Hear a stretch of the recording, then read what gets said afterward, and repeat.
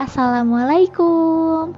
Halo teman-teman. Di sini kami akan menjelaskan tentang tunagrahita.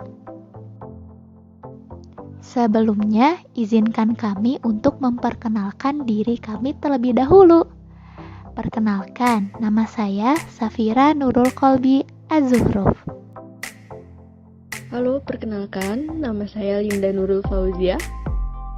Nama saya Roro Ayu Monilia Hafizah Darini. Nama saya Azahra.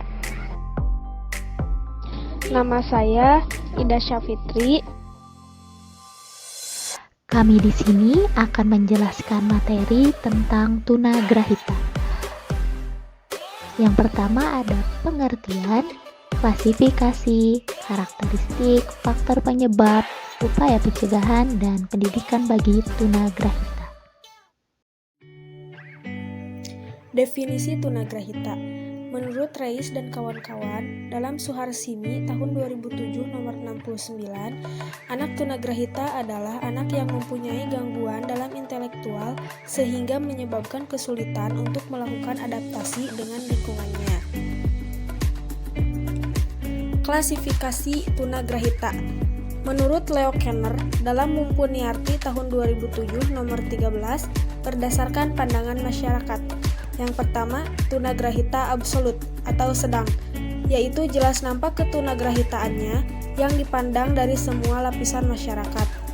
Yang kedua, tunagrahita relatif atau ringan, yaitu dalam masyarakat tertentu dipandang tunagrahita, tetapi di tempat yang lain tidak dipandang tunagrahita.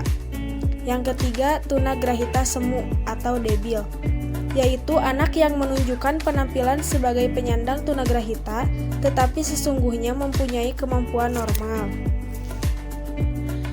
Adapun menurut AAMD dan PP nomor 72 tahun 1991 tentang klasifikasi tunagrahita, yang pertama ada tunagrahita ringan atau mampu didik. Tingkat kecerdasan IQ mereka berkisar 50-70, mempunyai kemampuan untuk berkembang dalam bidang pelajaran akademik, penyesuaian sosial dan kemampuan bekerja, mampu menyesuaikan lingkungan yang lebih luas, dapat mandiri dalam masyarakat, mampu melakukan pekerjaan semi terampil dan pekerjaan sederhana. Yang kedua, tunagrahita sedang atau mampu latih. Tingkat kecerdasan IQ-nya berkisar 30-50, dapat belajar keterampilan sosial untuk tujuan fungsional, mampu melakukan keterampilan mengurus dirinya sendiri atau self-help, mampu mengadakan adaptasi sosial lingkungan terdekat, mampu mengerjakan pekerjaan rutin yang perlu pengawasan. Yang ketiga ada tunagrahita berat dan sangat berat atau mampu rawat. Tingkat kecerdasan IQ-nya kurang dari 30, hampir tidak memiliki kemampuan untuk dilatih mengurus diri sendiri, ada yang masih mampu dilatih diri sendiri, berkomunikasi secara sederhana, dan dapat menyesuaikan diri dengan lingkungan sangat terbatas. Nah, di sini ada karakteristik dari anak tunagrahita. Secara fisik, anak tunagrahita tidak berbeda dengan anak normal pada umumnya, tetapi secara psikis mereka berbeda. Menurut Mumpuniarti tahun 2000, ia memaparkan karakteristik dari anak tunagrahita menjadi 3 bagian, yaitu karakteristik secara fisik, secara psikis, dan secara sosial. Karakteristik secara fisik, mereka seperti anak normal, hanya sedikit mengalami kelambatan dalam kemampuan sensomotoriknya. Karakteristik secara psikis, ia suka berpikir abstrak dan logis, kurang memiliki kemampuan analisa, asosiasi, lemah, kurang mampu mengendalikan perasaannya, mudah dipengaruhi, kepribadiannya kurang humoris karena tidak memiliki dan tidak mampu menilai baik dan buruknya. Karakteristik secara sosial, mereka mampu bergaul menyesuaikan di lingkungan yang tidak terbatas pada keluarga saja. Namun, ada yang mampu mandiri dalam masyarakat, mampu melakukan pekerjaan yang sederhana, dan melakukannya secara penuh sebagai orang dewasa. Adapun menurut Muhammad Amin tahun 1995, ia memaparkan karakteristik dari anak tunagrahita yaitu pertama, banyak yang lancar berbicara tetapi kurang perbendaharaan kata. Yang kedua, ia mengalami kesukaran berpikir abstrak. Yang ketiga, ia dapat mengikuti pelajaran akademik baik di sekolah biasa maupun di sekolah khusus. Yang keempat, pada umumnya umur 16 tahun baru dapat mencapai umur kecerdasan yang sama dengan umur anak 12 tahun. Beberapa faktor terjadinya kelainan tunagrahita. Yang pertama yaitu faktor genetik, yaitu terjadinya kelainan biokimiawi atau kelainan kromosom. Kelainan kromosom ini memiliki beberapa macam, seperti inverse, delesi, duplikasi, translokasi, iradiasi, atau malnutrisi ibu, endokrin, atau juga ada Down syndrome. Kemudian ada faktor prenatal. Faktor prenatal ini terjadi ketika ibu hamil terpapar oleh kuman seperti kuman TBC, meningitis, sifilis, kemudian terpapar virus seperti virus rubella, influenza, virus cytomegaloid inclusion body disease. Ada juga sewaktu ibu mengandung, ibu tersebut memiliki penyakit atau menderita penyakit seperti tipes, malaria tropika, atau gondok, atau sifilis, atau bisa juga terjadi keracunan pada janin seperti karena racun bilirubin, timah, karbon monoksida, postimunisasi, atau juga ketika ibu tersebut hamil, ibu tersebut meminum obat-obatan penenang yang beracun seperti obat kontrasepsi atau anti hamil yang sangat kuat yang mengandung racun. Kemudian bisa jadi karena gangguan metabolisme protein, metabolisme hidrat arang, metabolisme lemak. Kemudian yang ketiga yaitu faktor natal, yaitu resiko sewaktu ibu melahirkan. Resiko tersebut dapat mengancam jiwa ibu ataupun bayinya. Kelainan ini terjadi ketika melahirkan karena kelahiran tersebut terjadi dengan bantuannya tang. Hal ini disebabkan bayi dalam kandungan tersebut sangat subur atau tulang pinggul ibu terlalu sempit, sehingga harus dilahirkan dengan bantuan tang. Tetapi cara tersebut dapat beresiko bayi terkena tang dan menimbulkan pendarahan otak sehingga susunan syaraf otak rusak. Kemudian ada prematuritas, yaitu bayi lahir sebelum masanya. Hal ini menyebabkan pertumbuhan jasmani dan jiwanya tertunda atau mengalami keterlambatan. Bisa juga bayi mengalami pendarahan pada bagian dalam kepala. Kemudian yang keempat ada faktor postnatal, yaitu terjadinya ketika bayi tersebut sudah lahir, seperti malnutrisi pada bayi, infeksi pada otak, seperti terserangnya penyakit cerebral meningitis, encephalitis, gabak, difteri, dan lain-lain. Kemudian adanya trauma capitis, yaitu luka-luka pada kepala atau di kepala bagian dalam. Hal ini terjadi karena bayi pernah terjatuh, terpukul, atau mengalami serangan sinar matahari atau zonestik, dan juga terjadinya pingsan pada bayi yang terlalu lama. Ada juga penyebabnya seperti anoksia otak. Kemudian yang terakhir atau yang kelima yaitu faktor sosiokultural, psikologi, dan lingkungan, seperti adanya retardasi mental ringan atau kedunguan yang terdapat pada anggota keluarga lain. Kemudian adanya gangguan emosi pada anak sehingga anak tersebut berfungsi di bawah potensi yang sebenarnya, seperti karena terjadinya penolakan dari orang tua, iri terhadap saudaranya, atau ditinggal oleh orang tua. Kemudian anak terpaksa dirawat dalam suatu institusi seperti rumah sakit, rumah yatim piatu, atau yayasan. Anak juga yang kurang mendapat perhatian dan kasih sayang juga dapat terganggu emosinya.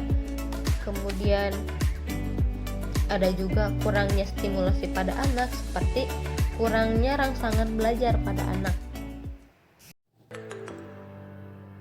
Baik, selanjutnya adalah tentang upaya pencegahan dan izinkan saya untuk memaparkannya. Menurut Wardani 2007, ada 5 upaya pencegahan.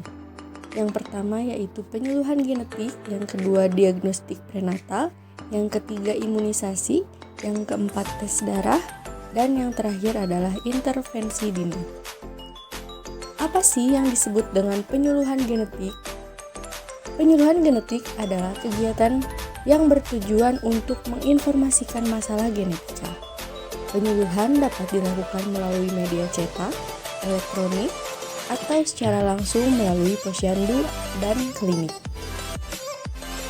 Yang kedua yaitu diagnostik prenatal. Apa itu diagnostik prenatal? Yaitu kegiatan yang bertujuan untuk memeriksa kondisi janin dalam kandungan sehingga dapat diketahui lebih dini apakah janin memiliki sebuah kelainan atau tidak. Lalu imunisasi. Kegiatan ini dilakukan terhadap ibu hamil maupun anak balita yang bertujuan untuk mencegah penyakit yang mengganggu perkembangan anak. Yang keempat adalah tes darah. Apa itu tes darah? Tes darah merupakan kegiatan yang dilakukan oleh pasangan yang akan menikah dan ingin segera memiliki keturunan, bertujuan untuk menghindari kemungkinan menurunkan benih-benih kelainan pada janin. Yang terakhir adalah intervensi dini. Nah, kegiatan ini dibutuhkan oleh orang tua agar dapat membantu perkembangan anak secara dini. Baik, di sini saya akan menjelaskan tentang pendidikan untuk anak tunagrahita. Walaupun anak tunagrahita memiliki keterbatasan dalam berpikir, tetapi anak tunagrahita masih memiliki kesempatan untuk belajar seperti orang-orang pada umumnya. Menurut Endang Rohyadi dan Zainal Alimin pada tahun 2005, ada beberapa pendidikan dan layanan untuk anak tunagrahita. Yang pertama yaitu tempat khusus atau sistem segresi, lalu sekolah umum dengan sistem integrasi atau terpadu, dan yang terakhir pendidikan inklusif. Yang pertama yaitu tempat khusus atau sistem segresi. Sistem layanan pendidikan segresi adalah sistem pendidikan yang terpisah dari sistem pendidikan anak normal. Tempat pendidikan yang termasuk sistem segresi adalah sebagai berikut. Yang pertama yaitu sekolah khusus atau sekolah luar biasa. Sekolah khusus untuk anak tunagrahita disebut sekolah luar biasa C atau disingkat SLBC, dan sekolah pendidikan luar biasa C atau SPLBC. Dalam satu kelas maksimal 10 anak dengan pembimbing atau pengajar guru khusus dan teman sekelas yang dianggap sama keampuannya, yaitu tunagrahita. Pengelompokan murid didasarkan pada usia kronologisnya dan usia mentalnya diperhatikan pada saat kegiatan pembelajaran berlangsung. Penyusunan program menggunakan model Individualized Educational Program atau IEP atau program pendidikan yang diindividualisasikan. Maksudnya, program ini disusun berdasarkan kebutuhan tiap individu. Yang kedua yaitu sekolah dasar luar biasa atau SDLB. SDLB di sini berdiri sendiri dan hanya menampung anak tunagrahita usia sekolah dasar. Model ini dibentuk agar mempercepat pemerataan kesempatan belajar bagi anak luar biasa. Lalu selanjutnya ada kelas jauh. Kelas jauh adalah lembaga yang disediakan untuk memberi pelayanan pendidikan bagi anak kebutuhan khusus. Dalam hal ini anak tunagrahita yang tinggal jauh dari SLB atau SDLB. Lalu yang keempat ada guru kunjung. Berdasarkan klasifikasinya, terdapat anak-anak tunagrahita yang mengalami kelainan berat, sehingga tidak memungkinkan untuk berkunjung ke sekolah khusus. Oleh karena itu, guru berkunjung ke tempat anak tersebut dan memberi pelajaran sesuai dengan kebutuhan anak. Lalu yang kedua ada sekolah umum dengan sistem integrasi atau terpadu.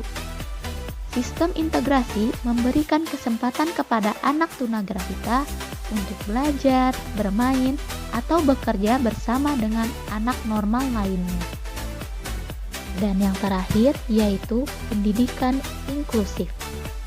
Sejalan dengan perkembangan layanan pendidikan untuk anak berkebutuhan khusus, terdapat kecenderungan baru yaitu model pendidikan inklusif. Model ini menekankan pada keterpaduan penuh, menghilangkan labelisasi anak dengan prinsip education for all.